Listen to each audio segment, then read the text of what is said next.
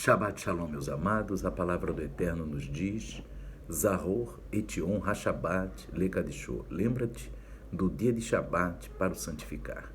Queridos amados, nesta tarde de Shabbat que estamos examinando a Parashá Korah, nós vamos examinar dentro do texto da Torá, no livro de Bamidbar, Números, capítulo 16, versículo 1. Amém? Que diz assim a palavra do Eterno. E Coré, que é Korah, né? Coré, filho de Izar, filho de Coate, filho de Levi, tomou consigo a Datã e a Abirão, filhos de Eliabe, e Aon, filho de Pelete, filhos de Ruben. Só até aí, queridos. Nós vimos, queridos, aqui nesse primeiro versículo da Parashá Korah, que quer dizer Coré, amém? Nós vimos que o Coré, ou Korah, ele pegou, né, naquela rebelião, para apoiá-lo naquela rebelião, pegou Datã, Abirão, amém? E também pegou On, filho de Pelete. Só que no transcorrer da leitura, você observa que depois só fala de Korah, Coré, Datã e Abirão. Não fala mais de On. O que aconteceu com esse On, que ele aparece aqui no verso 1 e depois some, né? É isso que a gente vai falar agora, queridos. Amém?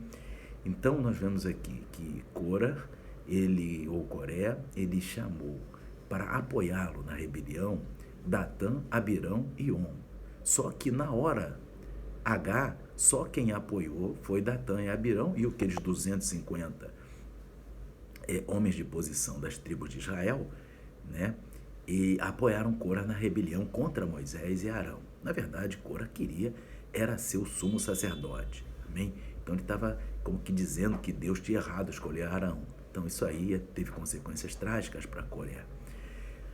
Mas nós vemos aqui que ele pega o apoio de Datã e Abirão, mas o de On não. Ele pega o apoio, mas On depois some da história, né? E você vê que na hora de Deus julgar esses homens, está lá no versículo 26, amém? Quando Moisés ele fala, ele diz assim, no verso 26 desse mesmo capítulo 16, e falou à congregação dizendo, Moisés, né, dizendo, desviai-vos, peço-vos das tendas desses homens ímpios, e não toqueis nada do que é seu, para que porventura não pereçais em todos os seus pecados. Subiram, pois, do derredor da habitação de Coré, Datã e Abirão. E Datã e Abirão saíram e se puseram à porta das suas tendas, juntamente com as suas mulheres, seus filhos e suas crianças. Então você vê, queridos, que não tem mais o On aí. Só ficou Coré, Datã e Abirão e aqueles 250 homens de posição questionando a liderança de Moisés e querendo, né, apoiar Korah para ser o sumo sacerdote, né?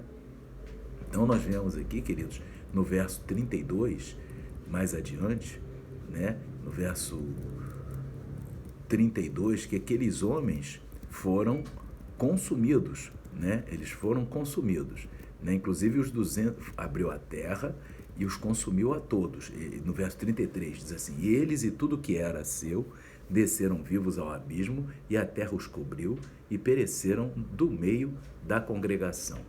E aqui diz também, queridos, que o fogo do Eterno consumiu aqueles 250 homens de posição que ofereciam incenso incorretamente, né, queridos? Porque o incenso só poderia ser oferecido pelo sacerdote, e aqueles homens que não eram sacerdotes colocaram a mão no incensário e foram consumidos pelo Eterno.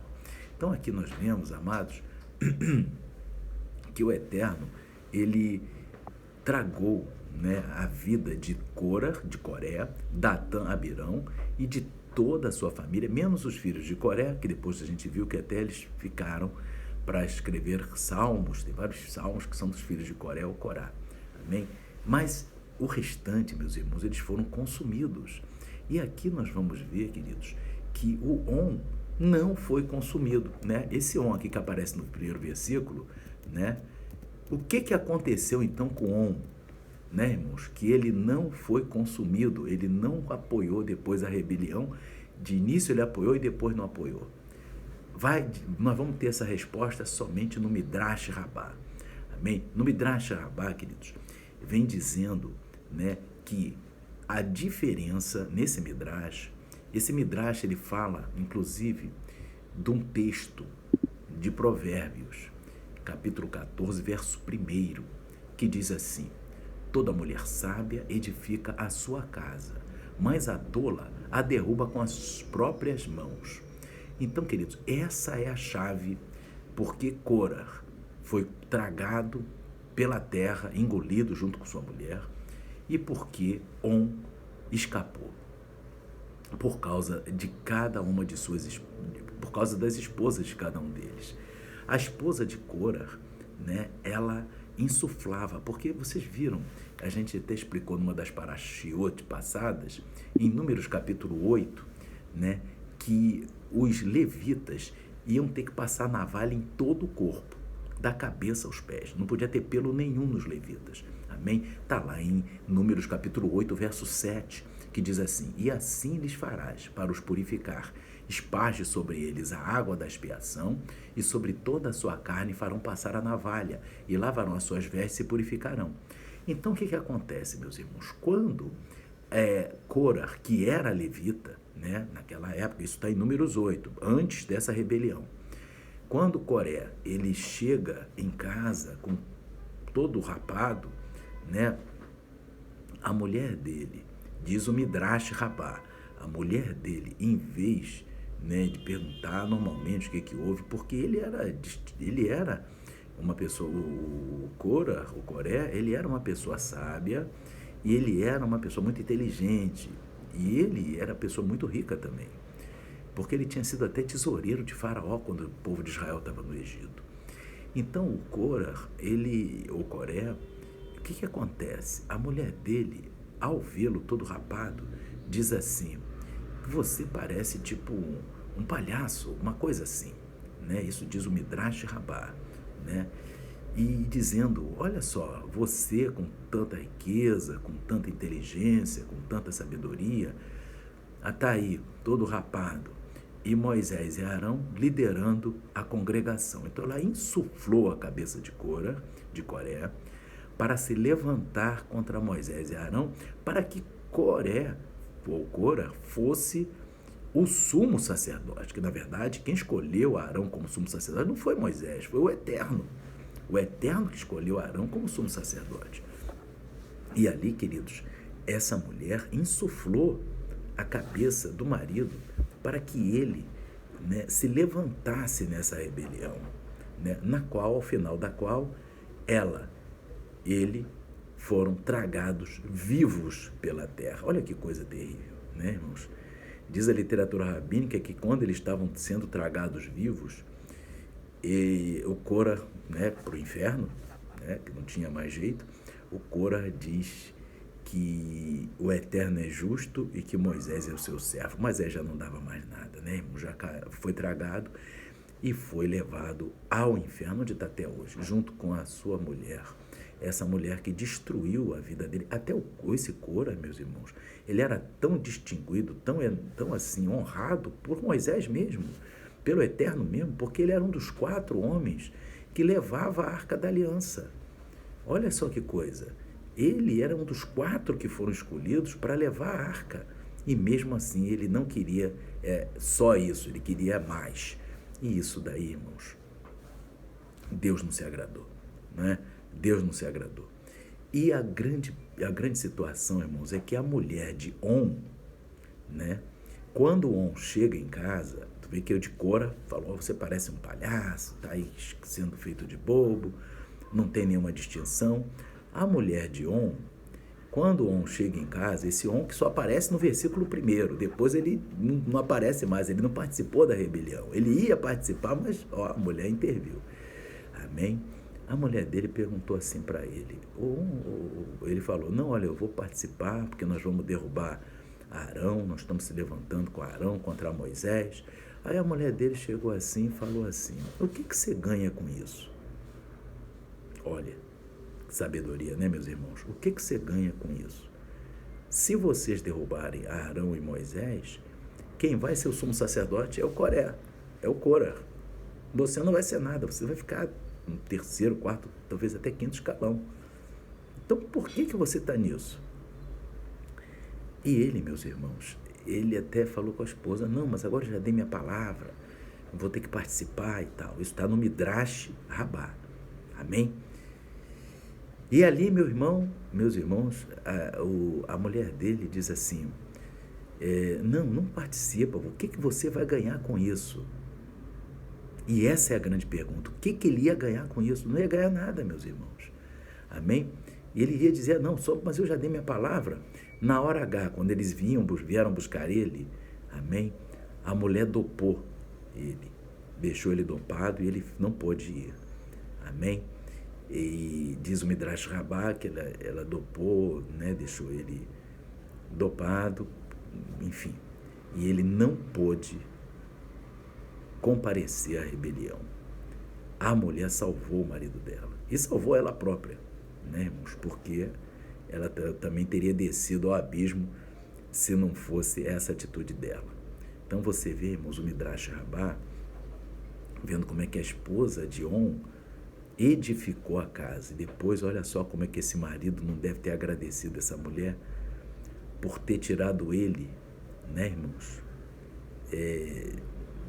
Botado ele quieto, né, irmão, naquele momento, amém? Para ele poder não participar da rebelião. E a grande pergunta, meus irmãos, é o que se ganha com isso? Essa é uma pergunta dessa paraxá. O que você ganha com isso? Tudo na vida, meus irmãos, e é natural que cada um de nós faça essa pergunta para nós todos os dias, que você diz assim, o que eu ganho com isso?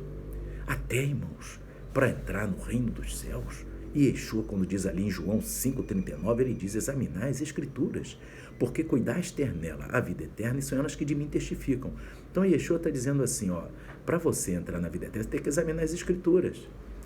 Então, irmãos, você vai examinar a escritura por examinar? Não, você pergunta, poxa, para eu, o que eu ganho em examinar as escrituras? E Yeshua diz, você ganha a vida eterna.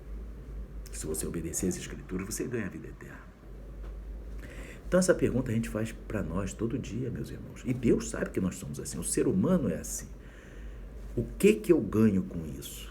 Quando a gente está obedecendo a palavra de Deus, está guardando o Shabat, guarda as festas do Eterno, santifica nossos olhos, ouvidos, fala. Você está fazendo isso, eu estou fazendo isso, porque tem uma vida eterna nos aguardando. Então a pergunta que a gente faz é, o que eu ganho com isso? E o Eterno diz para nós, a vida eterna. Maravilha. Então nós fazemos isso e respondemos na nossa mente, no nosso consciente, no nosso subconsciente, o que eu ganho com isso. Amém? Essa é a questão, irmãos, dessa paraxá e desse midrash. A mulher de Cora, ela queria que o marido ganhasse o sumo sacerdócio. Ele estava lutando por ele e por ela, mas erradamente. E a mulher de On chegou para ele e falou assim, o que você ganha com isso? Queridos amados, isso tem até uma história na Guemará, que Alexandre Magno, que conquistou o mundo, né, irmãos, naquela época do Império Grego, antes de Yeshua, ele se aconselhava com os sábios judeus. E ele não era judeu, ele era grego, era o imperador, né, irmãos? E ele se aconselhava. E teve um momento que ele teve uma ocasião, está na Guemará, amém? Que é uma literatura rabínica. Então, em determinado momento, ele queria ir para um lugar chamado Atrás das Montanhas Escuras. E os sábios judeus chegaram para ele e falaram, não vai para lá, não vai para lá. Mas ele insistiu, eu quero ir para lá porque eu quero conquistar aquela terra também. E aí ele chegou e os sábios não tinham como falar, então vai por aqui, vai por aqui. E ele foi. Chegando lá, irmãos, deram num país que era governado somente por mulheres. Amém? Isso está na Guemará. E o Alexandre Magno, que era o imperador, né? Isso está no livro de História Geral de todo mundo, né, irmãos? Ele era o grande imperador. Agora, essa história aqui está só na Guemará. Amém? Ele chegou e as mulheres que governavam aquele país disseram para ele, né? O que você veio aqui? Veio participar, tentar conquistar o nosso país? Se você ganhar essa guerra, o que vão dizer? Que você venceu as mulheres? E se você perder, vai ser pior ainda, você vai ser envergonhado Se perdeu para as mulheres? E aí convenceram ele, ele desistiu da guerra. Ele falou, não vou fazer guerra, vou passar maior vergonha se eu... Né? Então, o que aconteceu?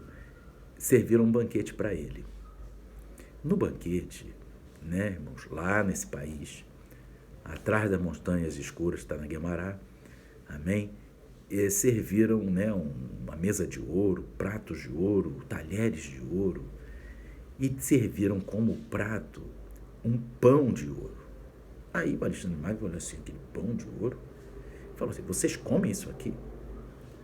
Aí aquelas mulheres chegaram para ele e disseram assim, que governava aquele país, chegaram para ele e falaram assim, olha, você arriscou sua vida atravessando as montanhas escuras para chegar aqui e comer um pedaço de pão. Você não tem isso lá no seu país, não?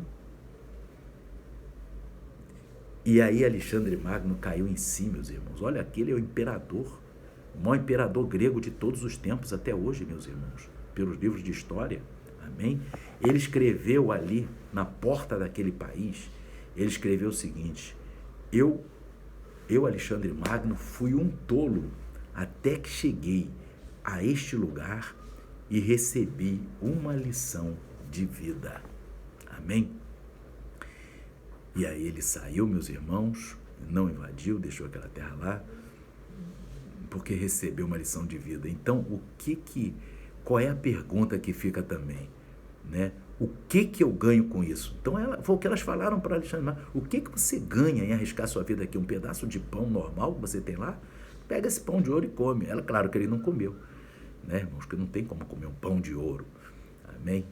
Ele não comeu, mas ele recebeu uma lição de vida. Amém? Então, vocês vejam, meus irmãos, que a mulher de On, né, usou de sabedoria e fez essa mesma pergunta para o que você ganha com isso? E na hora H, para evitar que seu marido entrasse numa canoa furada, né, meus irmãos, simplesmente ela dopou o marido, embriagou o marido, amém? Que não tinha jeito, senão ele ia entrar naquela canoa, e ele ficou fora de si, né, mesmo na hora que eles iam chamá-lo para o momento H, a hora H, e ele não foi, amém? E não foi condenado. Olha que coisa tremenda. A mulher dele lutou pela família ali, e é isso que Salomão fala aqui, irmãos, amém? Esse provérbio 14, amém, verso 1, tem a ver com a Paraxá Cora também. Toda mulher sábia edifica a sua casa, mas a tola a derruba com as suas próprias mãos. Mulher sábia, mulher de On. Mulher tola, mulher de Cora. Amém? Que o Espírito Santo, meus irmãos, continue falando ao teu coração e você faça essa pergunta sempre, que a gente sempre faz essa pergunta para nós mesmos. O que eu ganho com isso? Em todo o tempo, irmãos, você faz a vontade de Deus, porque o Eterno, ele sabe como ele construiu o homem, e ele sabe que o homem, ele precisa saber o que eu ganho com isso. Por isso que tem o livro do Apocalipse, o livro do Daniel, o livro de Mateus, o sermão profético de Yeshua, porque ele diz, você obedecendo a minha palavra, você vai ganhar a vida eterna. Amém? Então, que o Espírito Santo continue falando ao teu coração e todo dia você pergunta isso. Se você for tomar uma atitude, você pergunta, o que eu ganho com isso? Né? Porque às vezes não vale a pena você, né, criar uma situação, uma situação até ruim. Amém? Vai acabar entrando em algum pecado, né, irmãos? Não vale a pena. Então, sempre pergunte, o que eu ganho com isso? Até na grande tribulação, né, irmãos? Aqueles que vão entregar sua vida por amor a Cristo, eles vão entregar sua vida porque sabem que vão ganhar a vida eterna. Amém? Então, é isso tudo, é a pergunta que cada um faz e que cada um de nós deve fazer a cada dia. O que eu ganho? E a cada minuto, o que eu ganho com isso? Amém? Principalmente diante do Eterno. Que o Espírito Santo continue falando ao coração dos amados. Shalom, Shabbat, Shalom. Amém e amém.